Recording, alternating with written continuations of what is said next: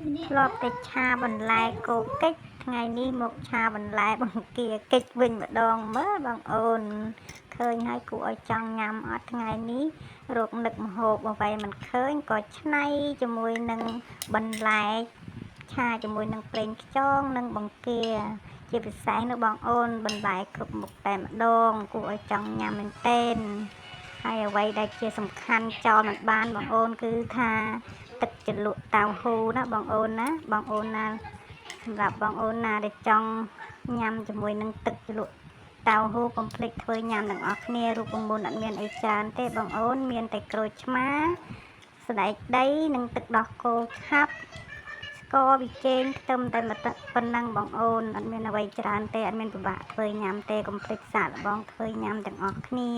ពិតជាឆ្ងាញ់មែនទែនឆាបន្លែជ្រលក់ជាមួយនឹងទឹកតៅហ៊ូនេះបងអូនណាចឹងវីដេអូមានតែប៉ុណ្្នឹងទេអរគុណ